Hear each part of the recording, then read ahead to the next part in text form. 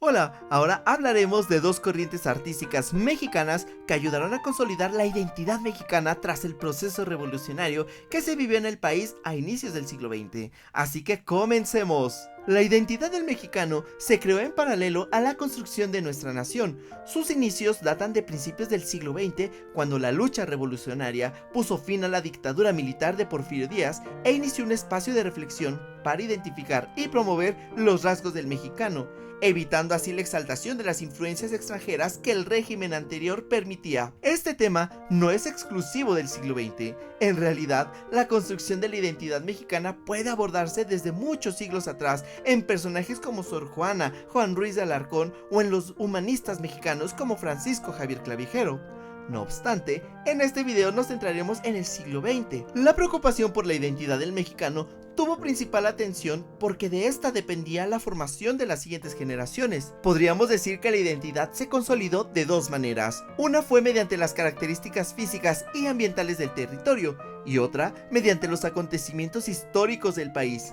En este contexto, el arte jugó un papel muy importante para la creación de la identidad mexicana al reforzar los valores de la nación. Ejemplo de lo primero es la corriente artística denominada paisajismo, la cual resaltó la belleza natural que el país tiene. La segunda manera fue haciendo que la población conociera los acontecimientos históricos e identificara a los héroes que contribuyeron a formar la nación, los cuales se plasmaron en la corriente artística conocida como muralismo. Veamos esto más a fondo. Para empezar, el arte del paisajismo es bastante antiguo, pero fue hasta el siglo XIX que el artista consideró que el paisaje era otra forma de placer estético. Con las vanguardias del siglo XX, el género del paisaje se transformó completamente para buscar las necesidades que cada corriente planteaba. Por ejemplo, Picasso desatendió el paisaje para enfocarse en las modificaciones de la forma, y el surrealismo deseaba plasmar paisajes frutos de la mera invención. En México, fue hasta después de la independencia que la admiración por el paisaje comenzó a cobrar fuerza. Con la llegada del italiano Ernesto Landesio, quien fue profesor de algunos artistas,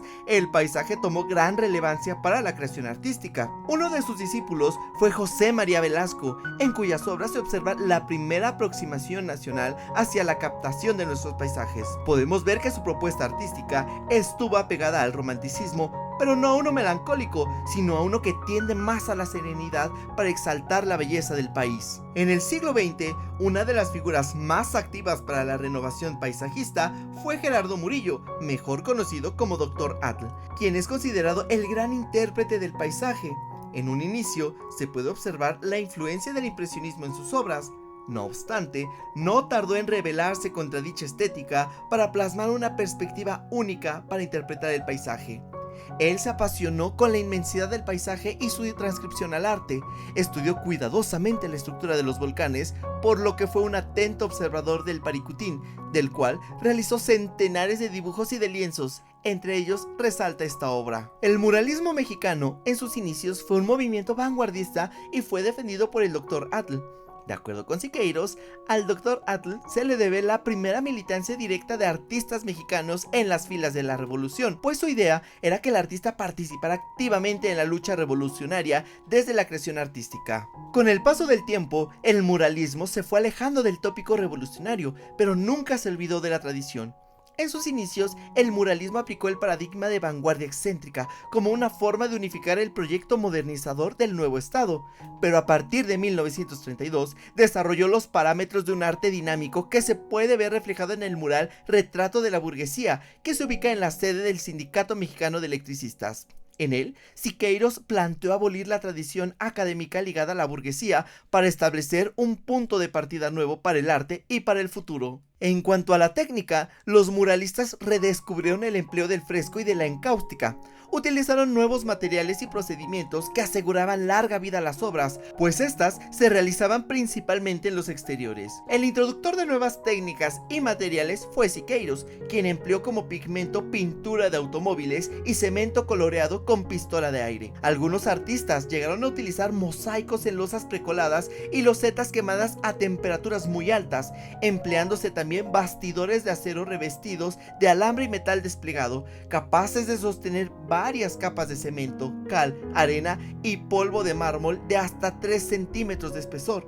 la imaginación para el empleo de nuevas técnicas y materiales no tuvo límite. Si bien el muralismo fue una corriente mexicana, esto no significó que los autores hubieran estado aislados de los movimientos vanguardistas que había en la época.